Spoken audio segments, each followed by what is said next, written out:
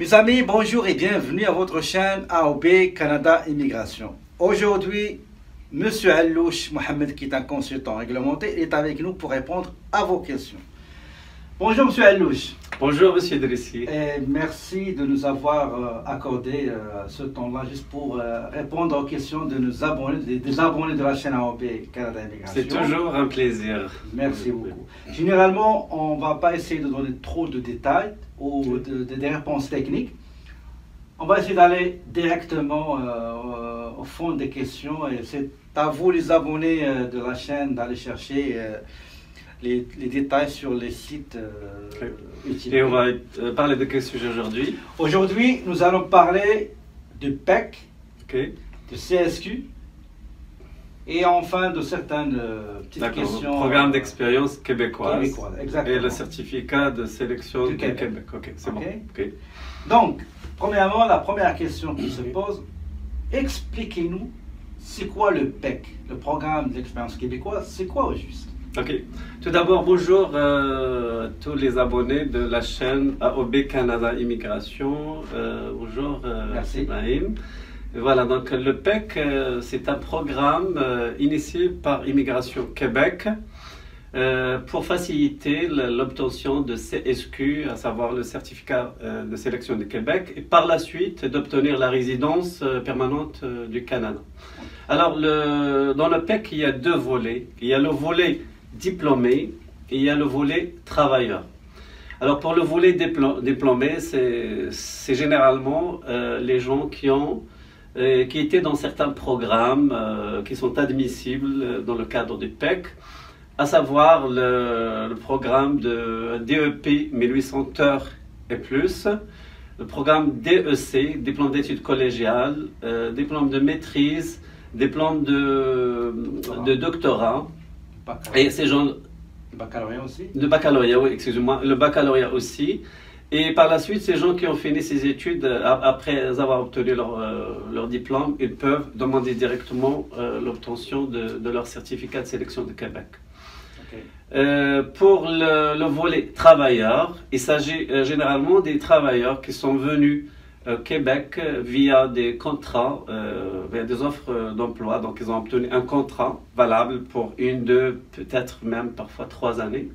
Mais après, donc, un certain nombre d'heures qu'ils ont effectuées, un certain nombre de jours, à savoir une année d'expérience complète, à temps plein, ces gens-là aussi, ils auront droit, ils sont admissibles au PEC travailleur et par la suite, ils pourraient passer leur examen, c'est-à-dire présenter leur demande pour avoir leur certificat de sélection de Québec et par la suite la résidence permanente du Canada. Donc, grosso modo, le PEC, il y a les étudiants étrangers diplômés. Oui.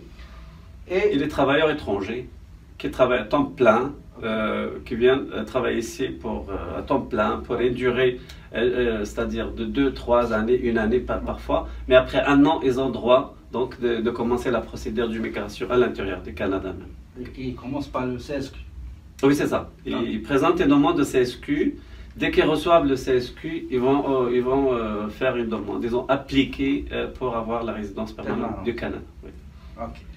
Parlons des diplômes, des programmes de formation, des décisions. Oui. Comme vous le savez, les 2 semaines passées étaient vraiment plein de turbulences, plein d'inquiétudes chez les étudiants, etc. Et les travailleurs étrangers aussi. Et finalement, on a tout annulé. Maintenant, à ce moment-là, il y a encore des gens qui posent des questions. Est-ce que mon programme existe sur la liste? Est-ce que mon métier existe dans le métier? On demande, qu'est-ce que vous pouvez leur dire? Donc pour mettre à jour les personnes qui nous écoutent et les gens qui sont concernés par le programme de PEC au Québec, effectivement ces derniers jours ça fait couler beaucoup d'encre ici au Canada, au Québec plus particulièrement. Donc, même partout au monde. Oui, ça fait bien sûr, parce que les gens qui sont concernés, c'est des gens qui habitent à l'étranger et qui veulent venir étudier ici. Donc se poser des questions après est-ce qu'ils pourraient aller chercher leur résidence ou pas. Alors, ce que s'est passé, c'est qu'il y avait une nouvelle loi. Je ne veux pas entrer, ce n'est pas le moment qu'on entre dans tout ce qui a été changé, etc. Ça fait du passé, effectivement. Mais je suis juste te rappeler, peut-être mettre à jour les gens par rapport aux anciennes, qu'est-ce qui était appliqué avant le changement qui a été annulé dernièrement. Donc, les gens qui sont concernés, c'est-à-dire, on revient à l'ancien système, si vous voulez. L'ancien système, ça dit, donc vraiment, c'est les gens qui ont un DEP 1800 heures et plus, un DEC, une maîtrise, un bac ou un doctorat. Donc ces gens-là, automatiquement, abstraction faite du domaine de la formation, ces gens-là vont aller chercher leur certificat de sélection de Québec et leur résidence permanente, bien sûr dans le cadre du PEC. D'accord? Et ceux qui ont par exemple des AEC ou des DEP moins de 1800 heures, des DESS, ils vont aller chercher ce qu'on appelle, ils ont besoin d'une expérience de travail d'une année pour pouvoir présenter leur demande dans le cadre du PEC. Et le petit changement... PEC travailleur. Oui, PEC travailleur. Il y a bien sûr une petite distinction qu'il faut faire avec les gens qui sont qualifiés directement pour le PEC et ces gens-là. Alors la différence c'est que en plus de l'expérience de travail, ces gens-là, ils doivent passer un test de français et qu'ils doivent réussir avec un minimum intermédiaire pour pouvoir appliquer pour le PEC, c'est-à-dire pour le CSQ et pour la résidence permanente par la suite. J'ai une question après, ça va venir concernant le test de français. Juste, on saisit l'occasion de votre présence. Je parle souvent, est-ce que les deux DEC, le DEC, pré-universitaire, qui demande 2 ans d'études, et le DEC, ou bien le DEC, technique, qui demande 3 ans, est-ce que c'est pareil? C'est-à-dire, si quelqu'un vient étudier le DEC pré-universitaire durant 2 ans, est-ce qu'il aura la même chance pour demander le CSQ dans le cas de PEC volet étudiant, comme celui qui a étudié le DEC technique? Oui, il y a un petit peu un mélange, il y a une confusion dans ces deux diplômes-là. Écoutez, c'est une question pertinente, M. Brahim. Effectivement, il y a beaucoup de gens qui ne le savent pas. Les DEC pré-universitaires ne donnent pas droit au PEC. Je le répète, les DEC pré-universitaires ne donnent pas droit à la résidence permanente par la suite. Pourquoi? Parce que ces diplômes, ces programmes préparent les étudiants à aller à l'université et non aller sur le marché de l'emploi, du travail. D'accord? Donc, par contre, les DEC techniques, c'est-à-dire qu'une fois que je termine ma formation, je vais aller directement sur le marché de travail. D'accord? Alors, juste une nuance, un DEC ça peut être en 2 années, technique, ça peut être en 2 années ou en 3 années. C'est-à-dire, 2 années, c'est-à-dire on fait 3 sessions par année. Donc, il n'y a pas de session, on a même une session d'été. Sinon, on décide de le faire sur 3 années, donc chaque année, il y aura 2 sessions. Mais dans tous les cas, c'est 6 sessions en globalité. Donc, effectivement, DEC technique, ça donne droit au PEC. DEC pré-universitaire, faites attention, ça ne donne pas droit au PEC. Donc, après, c'est-à-dire ceux qui sont déjà engagés dans un DEC pré-universitaire, ils doivent aller chercher une formation universitaire pour pouvoir appliquer pour le PEC. Et lorsque université, ça peut être un bac, ça peut être un certificat, mais c'est opte pour un certificat. Là, c'est pas assez, donc ils vont aller chercher une expérience, etc., comme on a parlé tantôt. Le PEC, travailleur. Exactement, pour pouvoir être admissible au PEC étudiant. Mais la distinction entre les deux, ça n'existe nulle part dans les... Est-ce que c'est la pratique? Est-ce que c'est... Oui, bah parce que... Oui, c'est parce que l'autre, pré-universitaire, comme vous l'avez mentionné, ça prépare juste à l'étudier et non pas à aller... écoutez, parce que lorsqu'on veut donner la résidence permanente à quelqu'un, la notion déjà, c'est vraiment basique, c'est pour les gens qui veulent travailler au Canada, au Québec en particulier. Donc c'est des gens qui sont déjà qualifiés pour aller sur le marché de travail. Un DEC pré-universitaire, ce n'est pas le cas, parce que c'est des notions vraiment théoriques qui préparent un programme. Par exemple, les gens qui font des sciences naturelles pour aller chercher une formation en médecine, je donne juste un exemple comme ça, mais ça peut être autre chose. Ces gens-là ne peuvent pas aller sur le marché du travail parce qu'ils ne sont pas prêts à aller sur le marché du travail. Donc, c'est vraiment, c'est l'essence même d'un PEC. Okay? Ça dit un programme d'expérience. C'est-à-dire les gens, ils ont assez d'outils pour aller sur le marché du travail. Et d'ailleurs, c'est pour ça que quand un étudiant diplômé dépose une demande de CSQ, il lui était interdit d'aller retourner aux études. Alors, exactement, je voulais en parler aussi. Donc voilà, donc il y a une question sur le formulaire de demande de certificat de sélection. Il nous demande, est-ce qu'il y a une demande de résidence temporaire, c'est pour montrer qu'il y a une demande pour retourner aux études, c'est-à-dire au moment où on finit nos études. Si on répond par oui, on n'a pas la résidence permanente, on n'a pas le CSQ, parce qu'on a dit, ah, je ne suis pas encore prêt pour aller sur le marché du travail. Et maintenant, on va arriver... J'ai une question, mais la moitié a été déjà évoquée. C'est... je suis quelqu'un qui est ici pour étudier dans un programme de formation qui ne se trouve pas dans la liste, qui n'est ni DEP 1800, ni DEC technique, ni bac, ni maîtrise, ni doctorat. Et malgré tout, j'ai fait une formation. Comment puis-je avoir l'admissibilité à déposer une demande CSQ? Oui, c'est ça. Donc, quelqu'un qui a une formation, c'est-à-dire qui n'est pas admissible dans le cadre du PEC, après la fin de ses études, il doit, c'est-à-dire travailler à temps plein pour une durée d'une année, et à partir de là, il sera qualifié pour présenter sa demande. Mais il y a une autre différence, c'est que la personne doit passer et doit réussir son test de français pour pouvoir, c'est-à-dire être qualifié dans le cadre du PEC. Voilà. On va en parler dans la, exactement, dans la prochaine question. Pour le test de français. Test de français, il y a des gens, des étudiants, même des étudiants qui croient que quand un étudiant termine son programme, il va aller chercher le CSQ dans le cadre du PEC volet étudiant. Dans sa tête, il doit passer un test en français. Est-ce que c'est vrai ou faux? Ah non, c'est pas vrai. Parce que les gens qui ont étudié ici dans le cadre par exemple, la DEP 1800 heures et plus, DEC, maîtrise, bac, pour eux, c'est des gens qui maîtrisent la langue française. Ils ont étudié la totalité du programme en français. Donc, pour eux, c'est des gens qui savent parler et écrire français, donc ils n'ont pas besoin de le faire. Donc, nuance avec ceux qui ont fait de courtes formations. Là, c'est obligatoire qu'ils passent le test parce que pour eux, c'est pas assez. C'est-à-dire ils n'ont pas assez de compétences linguistiques. Exactement. Au niveau de Québec, à l'intérieur des Québec, donc parce que la durée de formation elle est assez courte. Donc là, ils doivent montrer leur, c'est-à-dire maîtrise de la langue française par des tests de français.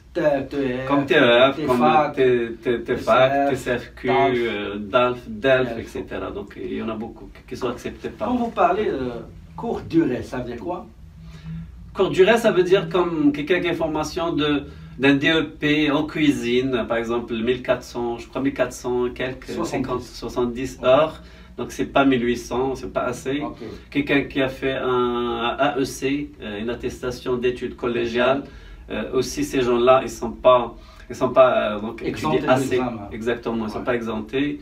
Les gens qui ont fait même un DESS, un diplôme d'études supérieures, donc de deuxième cycle au Québec aussi, ils doivent passer le test de français, malheureusement, parce que c'est une exigence pour accéder au PEC. Et d'ailleurs, même je crois dans le formulaire, quand on demande, par lequel on demande le CSQ, il mentionne comme quoi... Exactement. Il mentionne, c'est-à-dire si on est dans l'une des formations admissibles, sinon automatiquement il faut passer le test de français. Sinon il y a d'autres, il y a même des gens qui ont fait des AEC ou des DEP moins de 1800 heures et qui ne sont pas obligés de passer leur test. Là c'est vraiment des exceptions. c'est des gens qui ont étudié dans leur pays d'origine. Je parle par exemple en Afrique, au Sénégal, ça peut être Cameroun, etc. Mais ils doivent montrer qu'ils ont étudié un minimum de 3 années en français. Et lorsque je dis en français, c'est toutes les matières enseignées en français. Il n'y a pas d'arabe, exactement, il n'y a pas d'arabe, il n'y a pas d'une autre langue étrangère. Donc il faut avec ça, et ça d'ailleurs on l'applique même pour les demandes de citoyenneté, etc. C'est les mêmes logiques. Donc les gens, exactement, les gens qui ont étudié en français, donc on ne va pas les faire passer de nouveau des tests français, étant donné qu'ils ont toutes étudié dans leurs études post-secondaires. Ils doivent être des études, par exemple, post-secondaires, et donc ils doivent les montrer qu'ils ont étudié en français à 100%. Autre question prochaine concerne beaucoup de monde qui disent en ce qui concerne les changements et les modifications qui ont été annulées. Oui. Il y a beaucoup de monde qui dit, et qu'en est-il pour le test sur les valeurs démocratiques et les valeurs québécoises? Alors, le test d'apprentissage des valeurs démocratiques et des valeurs québécoises, ce test-là, il a été, c'est-à-dire par exemple, cette loi a été maintenue et s'applique à partir de janvier 2020, donc bientôt. Et les gens qui doivent, c'est-à-dire qui se présentent pour un CSQ, une demande CSQ, ils doivent obligatoirement réussir ce test. Apparemment, c'est un test qui va se présenter en ligne. En ligne, exactement. En ligne, donc on a, je crois, jusqu'à deux reprises. 2 reprises. Et à partir de là, si jamais la personne ne réussit pas, ils doivent vraiment aller dans les formations et repasser le test pour une 3e fois. Mais c'est un test vraiment obligatoire. Et après ça, on délivre ce qu'on appelle une attestation d'apprentissage des langues, des valeurs démocratiques et des valeurs québécoises. Merci pour ces éclaircissements. La prochaine question concerne la prolongation ou le renouvellement ou le rétablissement permis d'études et permis de travail. Quand est-ce qu'on parle, on prolonge, quand est-ce qu'on rétablit? Lorsqu'on prolonge un permis d'études, ça veut dire, par exemple, je donne des exemples. Quelqu'un qui venait étudier ici un DEP, ou ça peut être un DEC, il arrive ici pour un DEP, en arrivant ici, et il change par exemple, DEP à AEC. Étant donné que le DEC, c'est un minimum de 2 années, le DEP, c'est à peu près 1 an et demi. Donc, il a changé, il va commencer à étudier, c'est-à-dire dans un DEC, mais c'est-à-dire le temps, c'est pas assez, le temps qu'il a sur son permis d'études. Donc, à la fin, mais je dis à la fin, c'est avant au moins... Avant la date d'expiration. Avant la date d'expiration, de moins 1 mois, il doit présenter une demande de prorogation ou de prolongement de son permis d'études pour pouvoir continuer, c'est-à-dire à étudier dans les meilleures conditions. Et c'est ça ce qu'on appelle le statut implicite, c'est ça? Oui, le statut implicite, ça veut dire c'est tant qu'il n'a pas eu de réponse, et il est supposé être légal, donc il peut continuer à étudier, etc., en attendant de recevoir. Mais d'habitude, les gens s'y prennent d'avance, comme 2, 3, 4 mois à l'avance, comme ça ils sont à l'aise, avant même l'expiration de leur permis d'études, ils ont déjà reçu c'est-à-dire le prolongement, la prolongation de leur permis d'études. On le fait en ligne ou au papier? Non, pour gagner du temps, on le fait en ligne, parce qu'en version papier, ça prend plus de temps. Donc les gens, ils ont intérêt à le faire en ligne, parce que ça va plus rapidement. Donc comme ça, ils répondent plus rapidement, et comme ça, ils n'ont pas de soucis, c'est-à-dire dans leurs études, etc. Et pour ne pas avoir des problèmes aussi avec leurs écoles, etc. Parce que le permis d'études est obligatoire, comme le CAQ d'ailleurs. Et ce qui concerne le rétablissement? Le rétablissement, d'habitude, on rétablit un statut, c'est-à-dire après l'avoir perdu. Donc, c'est-à-dire les gens, par exemple, qui ne se sont pas rendus compte, leur permis d'études c'est-à-dire échu, c'est-à-dire expiré, et ça fait même une journée, c'est déjà expiré, mais ils ont le droit une exemption jusqu'à 3 mois pour rétablir le statut. Donc, durant les 90 jours, ils ont le droit. Bien sûr, il y a un petit, comment dirais-je, il y a un montant à payer concernant cette omission. On parle de $200, mais ils doivent le faire obligatoirement dès les 3 mois. Donc on paye on demande en même temps, par exemple, si on veut prolonger le permis d'études, on fait une demande de rétablissement de statut et en même temps une demande de prorogation de permis d'études. Donc ça se fait en même temps, de la même façon. Et si jamais on refuse la prorogation, est-ce que l'étudiant se trouve son statut ou qu'est-ce qu'il doit faire? D'habitude, il n'y a pas de raison que l'immigration refuse, sauf si l'étudiant n'a pas fait de ses activités sur le Canada, bien sûr, les études comme principale activité. Par exemple, quelqu'un qui venait étudier, il n'a pas étudié, il est resté, je ne sais pas, au Québec sans étudier. Son permis d'études est échu, a expiré. Même s'il demande la prorogation, il ne peut pas l'avoir parce que lorsqu'on fait la demande de prorogation de permis d'études ou de rétablissement de statut, il faut vraiment montrer des relevés c'est-à-dire des relevés de notes finaux et montrer qu'il y a une attestation de fréquentation scolaire et montrer que l'étudiant il est là pour étudier et donc bien sûr les épreuves à l'appui. Donc c'est refusé, donc il sera interdit ou... Mais c'est le refusé, d'ailleurs on envoie un refus, mais aussi on donne une échéance pour quitter le pays, vraiment okay. Ça. Oui. Dommage. Ok. En ce qui concerne les changements oui. de permis ou de CAQ. Oui. Je commence par un cas fréquemment questionné, c'est je suis étudiant, je suis venu ici pour étudier au Québec, j'ai pris le permis d'études et le CAQ pour étudier au Québec, oui, oui. mais je change d'idée, je vais aller à Saskatchewan. Oui. Qu'est-ce que je dois faire? Est-ce que je sais que le CAQ, c'est pour le Québec, oui. Je ne vais pas aller avec le certificat à Saskatchewan, mais qu'en est-il pour le permis d'études que j'avais pris pour venir ici? D'accord. Écoutez, pour le permis d'études, lorsqu'on délivre un permis d'études, c'est pour étudier dans le territoire canadien, peu importe la province. C'est-à-dire, sur le permis d'études, c'est-à-dire, on ne précise pas, on ne spécifie pas c'est quelle province il faut étudier. C'est un permis d'études du Canada. Donc, là où on va étudier, l'école, l'institut, l'établissement scolaire qui nous intéresse, on peut y aller. Peu importe, c'est-à-dire la province ou le territoire. Par contre, pour le CAQ, il est obligatoire au Québec. Maintenant, si quelqu'un, au premier abord, il voulait venir étudier au Québec et change d'avis, il peut quitter le Québec, il peut aller dans n'importe quelle province. Il n'a même pas besoin de CAQ parce que, comme son nom l'indique, c'est certificat d'acceptation du Québec. Donc, c'est pour la province du Québec. Donc, ce certificat n'existe pas ailleurs dans les autres provinces. Donc il n'a pas besoin d'aucun autre document pour pouvoir étudier dans les autres provinces. Une question juste concernant le permis d'études.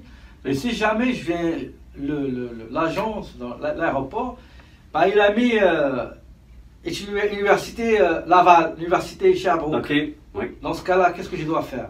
Est-ce que je vais aller à Colombie-Britannique avec ce permis d'études dans lequel c'est indiqué effectivement que l'étudiant doit étudier dans cette université?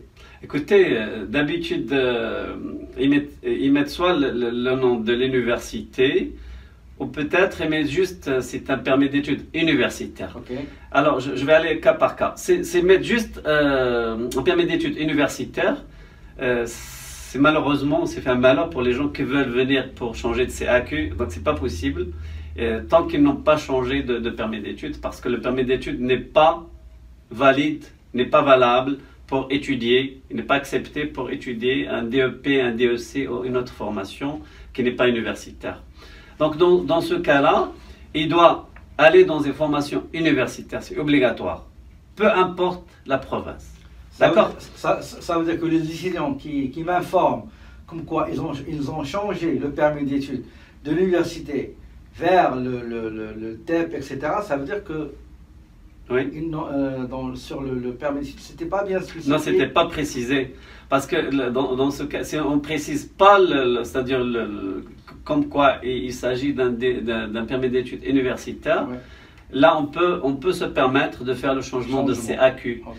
mais c'est les préciser que le permis d'études est universitaire. Pas de changement. Non, il faut changer le permis d'études. Si on décide d'aller dans un DEP, un DEC, ou autre formation, ASP, en AEC, il faut vraiment changer et le CAQ et le permis d'études. Est-ce que c'est facile? D'après votre expérience, oui, c'est correct. Oui, mais c'est vraiment c'est comme faire une nouvelle demande du premier. C'est-à-dire on va commencer les étapes. C'est-à-dire on va aller chercher une lettre d'admission, on va faire une demande de CAQ et une demande de permis d'études. La seule différence que c'est qu'on pourrait le faire à l'intérieur du Canada. Ouais. D'accord? Ça peut-être c'est plus facile que de le faire à l'étranger, mais il faut vraiment changer. Les deux documents, ça veut dire le CAQ et le permis d'études. Ok, merci. J'ai une autre question. Okay. Comme vous le savez, les jeunes qui, quand ils viennent ici, la plupart aiment travailler un petit peu pour gagner un peu d'argent. C'est sûr. C'est presque le cas de tout le monde. Exactement. Oui. Qu'est-ce qu'ils font? Il y a des gens qui reportent la session. Par exemple, au lieu de commencer l'automne en septembre, oui, ils reportent l'hiver. Entre le moment du report jusqu'au moment de commencement des études, oui, est-ce qu'il a le droit de travailler? De travailler? Pas du tout.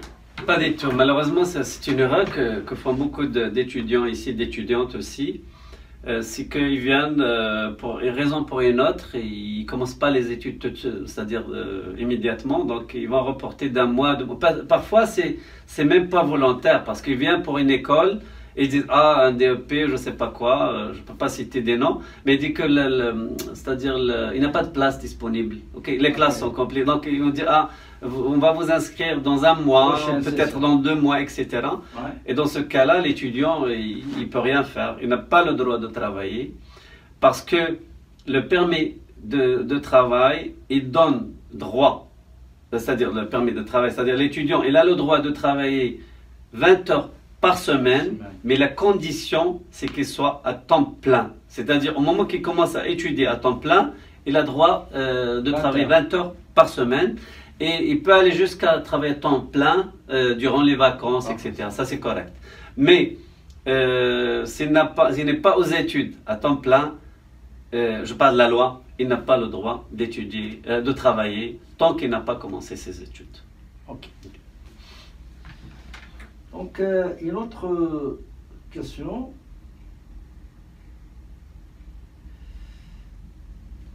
Ça concerne le décalage,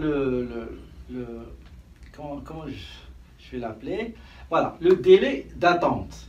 Okay. Quand un étudiant, par exemple, il termine ses études, oui, il fait son programme figure sur la liste des gens, des programmes admissibles au PEC oui, étudiants, oui, oui, ou bien travailleurs étrangers, oui, quand il dépose une demande pour CSQ, oui, généralement, ça prend combien de temps pour recevoir la réponse du ministère de l'Immigration du Québec? Ok. Écoutez, ça change tout le temps, mais ça change tout le temps, même pas de. C'est-à-dire, c'est pas aussi long que ça. Il y a quelques mois, quelques années, je parle de 2 ans, 1 an et demi en arrière, on recevait le CSQ presque une vingtaine de jours ouvrables après le dépôt de la demande de CSQ. Exactement. Après ça commençait. Étant donné le volume de demandes qui sont déposées, etc. Mais ça dépend en général, au niveau de l'immigration, le délai, il y a beaucoup de critères qui peuvent influer sur la décision, mais aussi sur le traitement, parce que plus on a de dossiers, plus, comment dirais-je, le délai s'allonge un peu. Donc là, on parle aujourd'hui d'à peu près 2 mois, et ça peut aller jusqu'à 3 mois pour recevoir le CSQ, et par la suite déposer la demande de résidence permanente. Et justement pour la résidence permanente, okay, ça, le délai... Oui, le délai aussi, ça varie à chaque fois. Donc, avant, c'était moins d'1 année, après on l'a changé à 13 mois, après c'était 1 an et demi, et aujourd'hui, après il est monté à 20 mois. Aujourd'hui, on parle de 22 mois.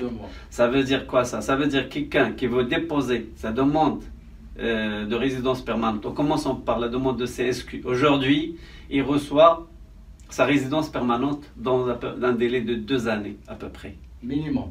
Mais ce n'est pas minimum, ça peut être un peu moins, ça peut être un peu plus, mais on parle d'à peu près un délai moyen de 2 années pour pouvoir recevoir la résidence permanente. Et les gens, juste un point, il faut faire attention de garder leur statut légal au Canada. Exactement. Parce que c'était ma dernière question. Ok, c'est bon, ok. Donc, ils doivent vraiment garder le statut parce que les gens qui font un DEC ou un DEP 1800 heures et plus, d'habitude, ils ont droit à 3 années comme permis de travail post-diplôme, qui est un permis ouvert. Mais je crois que c'est assez suffisant. Lorsqu'on parle de 2 années pour le délai de traitement, donc 3 années, c'est largement suffisant pour garder leur statut en attendant d'avoir leur résidence permanente du Canada. C'était ça. Ok. Alors j'ai anticipé. Exactement, c'était ma dernière question. Un étudiant qui a déposé une demande pour le CSQ, en attendant la résidence permanente dans 20 mois, 22 ou plus, au moins, comment faire pour garder son statut légal? Mais vous avez dit comme quoi il va aller chercher le permis de travail post-diplôme. Ça dépend de la durée des études, etc. Là, lorsqu'on parle de PEC, c'est-à-dire les programmes de PEC qui sont directement admissibles, on parle de 3 années donc, dans le permis de travail. Par contre, il faut faire attention avec un point. Il y a des gens c'est-à-dire leur passeport expire avant les 3 années. Écoutez, l'immigration ne peut pas donner au-delà de la date d'expiration du passeport. Donc, c'est là un passeport de 2 années qui expire, par exemple, je parle aujourd'hui dans le 2021, par exemple, en novembre 2021, il se présente à la frontière. Sachant qu'il y a une autre façon de le faire, il se présente à la frontière pour ce qu'on appelle le tour des poteaux et il va avoir 2 années parce que son passeport expire dans 2 années. Maintenant, c'est quoi la solution? C'est-à-dire, après 2 années, l'étudiant, qu'est-ce qu'il doit faire? Eh bien, c'est un droit, je parlais d'un droit acquis donc, pour ce type de programme.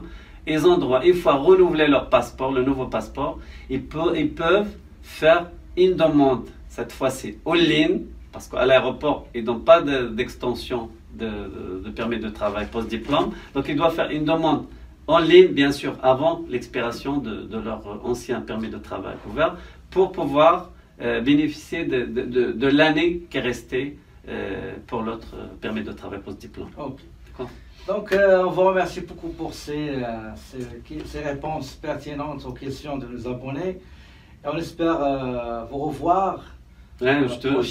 Toujours présent, avec un plaisir, toujours un plaisir de parler de répondre aux questions des abonnés de la chaîne. Et j'espère qu'on était à la hauteur de...